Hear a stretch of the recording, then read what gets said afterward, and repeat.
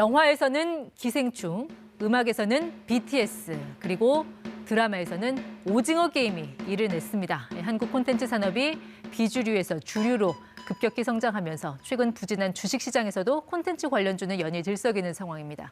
오늘은 세계가 주목하는 한국 콘텐츠의 경쟁력과 성장성은 어느 정도인지, 또 투자자 관점에서는 어떤 판단을 해야 할지 김광석 한국경제산업연구원 연구실장과 함께하겠습니다. 시장님 어서 오세요. 네, 안녕하세요. 네, 자 우리 영화, K-팝, 드라마까지 묶어서 이제는 콘텐츠 앞에 K자를 붙이기 시작했단 말이죠. 한국 사람이니까 그런 용어 쓰려니 했는데 이제는 정말 현실이 됐다는 생각이 듭니다. 그 성공 요인을 어디에 있다고 보시나요? 정말 K 콘텐츠 열풍인데요. 한마디로 K 콘텐츠의 경쟁력이, 글로벌 경쟁력이 위상이 올라갔다라고 생각을 하는데 네. 과거에는 우리가 미드를 보면서 미국을 동경하고 미국을 쫓아 행동했다 그러면 네. 지금은 K 콘텐츠를 세계가 보면서 지금 영상 속에서도 나오고 있죠. 두바이에서의 모습이고요. 네. 정말 한국을 동경의 대상으로서 삼고 있는 모습이지 않나 그렇게 생각합니다. 사실 한류라는 말은 나온 지가 한참 된 말이고 실제로 우리 K 콘텐츠의 경제적인 위상이나 지위가 어느 정도까지 올라와 있어요? 네, 한국 경제가 보통 한 2.5% 잠재 성장률을 네. 보이고 있습니다. 네. 그러니까 한국 경제는 약 2.5%씩 매년 성장한다라고 생각하시면 이변이 없는 것 같습니다. 네. 그런데 K 콘텐츠의 매출액 증가율은 연평균 약 5.9%, 6%에 육박합니다. 그만큼 K 콘텐츠 산업을 제외해놓고 한국 경제를 놓고 본다면 네. 한국 경제 성장세가 그만큼 못 이루어진다라고 네. 볼 수 있는 거죠. 그만큼 이 콘텐츠 산업은 네. 유망 산업이다.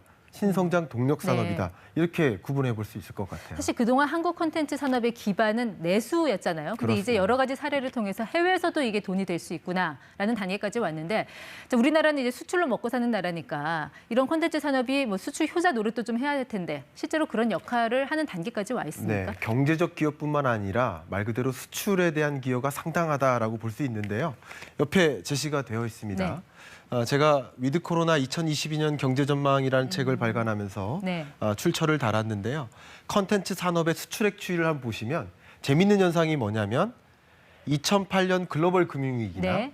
2012년 1월발 재정위기, 심지어는 2020년 팬데믹 위기, 항상 수출은 증가합니다. 네. 컨텐츠 산업은 왜 수출이 위기가 없을까 할 네. 만큼 계속 지속적으로 증가하고 있다는 것인데 이 컨텐츠 산업 안에는 게임뿐만 아니라 네. 방송, 또 오락, 또 음악, 영화, 드라마 이런 것들을 다 포함하고 있습니다. 이 K 컨텐츠 산업이 한국의 수출을 네. 지속적으로 지탱해주는 역할을 하고 있다 이렇게 정리할 수 있겠습니다. 이제 콘텐츠 산업이라는 게 잘 나갈 때는 끝도 없이 잘 나갈 것 같지만 사실 코로나19 초기만 해도 우리 영화 산업 많이 타격을 받았고요. 그렇습니다. 뭔가 이게 변동성이 큰 산업이라는 그런 생각도 들거든요. 상대적으로 제조업에 비하면 변동성이 더 높겠다라고 볼 수 있고요. 좀 탄력적인 산업이다 이렇게 볼 수 있을 것 같아요. 네. 특히 그런 부분에서 리스크 한다면 저는 중국으로부터의 사드 보복 이후에 네. 그 밖에 또 경제 보복 같은 것들 이런 것들이 전개된다면 K 콘텐츠 네. 산업에 상당한 충격이 있을 수 있겠는데 중장기적으로 이 K 콘텐츠 산업의 유망함을 생각해 본다면 네.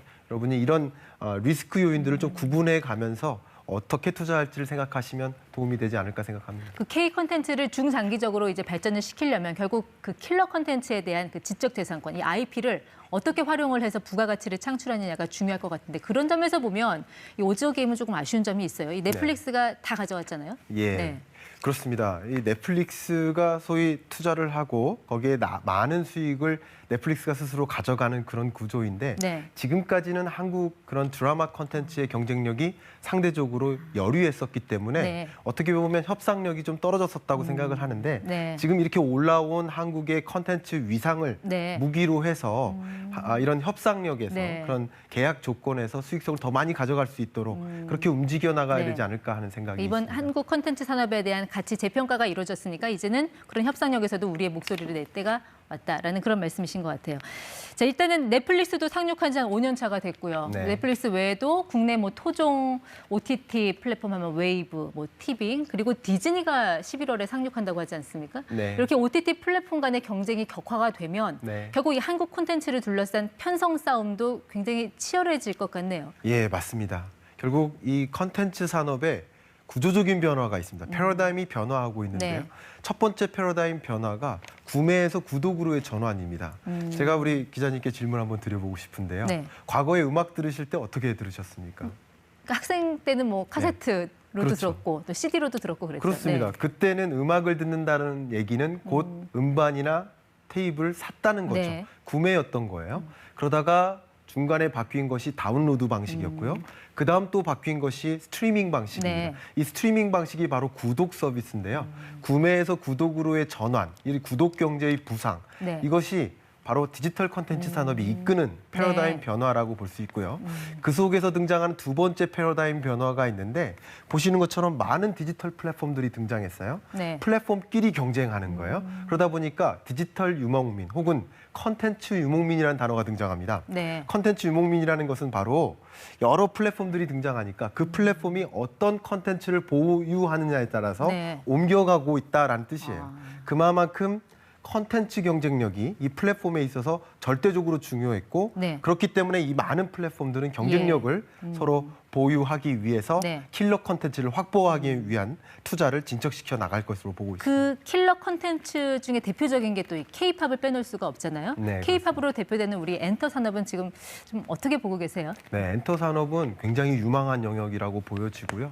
특히 이 K 컨텐츠 중에서도 K-팝, BTS 이후에 또 유망한 어떤 새로운 아이돌 그룹이 등장한다든가 세계를 왜냐하면 이런 문화가 또 다른 문화를 지배하는 거거든요. 네. 한류 문화가 세계를 지배했던 것처럼 향후 미래를 지배하는 그 K 컨텐츠가 네. 지속적으로 유망할 수 있기 때문에 K-팝에 대한 이 세계적인 니즈는 네. 지속적으로 그 기반을 구축했기 때문에 네. 더 커질 가능성이 높겠다라고 판단하고 있습니다. 그렇기 때문에 이제는 K-팝을 들으면서도 그냥 보고 듣고 즐기는 것에 끝나는 게 아니라 네. 이거를 어떻게 하면 내 자산 관리의 전략으로 삼을지 투자자 네. 입장에서는 또 그런 주가적인 측면을 또 보게 되는데 그런 점에서 이제 올해 공모주 중에 가장 관심을 끌었던 게 BTS의 그 소속사 하이브 주가잖아요. 맞습니다. 초반에는 좀 부진했는데 네. 최근 보면 많이 올라오면서 지금 우상향하는 흐름을 보이고 그렇습니다. 있습니다. 투자자 입장에서 이게 앞으로 어떻게 될 것이냐가 관심일 텐데 네. 전망 좀 이 들어볼까요? K-팝 산업에서 가장 중요한 이윤 구조가 소위 콘서트와 네. 팬미팅, 팬사인회 이런 것들로 수익을 법니다. 네. 물론 코로나19 상황에 메타버스 기술을 이용해서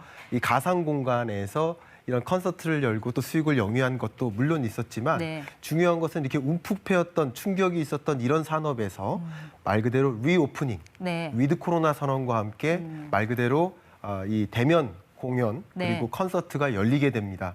그런 것들이 소위 억눌렸던 소비가 다시 네. 펜트업 되면서 BTS를 비롯한 여러 한류 네. 열풍 K-팝 스타들이 더 많은 네. 활동을 해 나갈 것으로 보여지고 그런 것들이 또 역시 네. 이 주가에 영향을 미칠 것이라고 생각을 합니다. BTS가 이제 다음 달이면 미국 LA에서 2년 만에 이제 오프라인 콘서트를 재개한다는 거잖아요. 그런 그렇죠. 것도 좀 일부 반영이 그 말씀이 된 것 정확히 같습니다. 반영될 네. 것이라고 생각합니다. 또 이 엔터테인먼트 산업 업계에서 요즘 이슈가 SM 엔터테인먼트 이게 네. 원조 아이돌 기획사잖아요. 그렇습니다. 여기 인수 합병 이슈는 좀 어떻게 돼가고 있습니까? 네, SM 엔터테인먼트도 지속적으로 많은 그 플랫폼 기업들로부터 관심을 왔었습니다. 네. 관심을 주목받아 왔었는데요.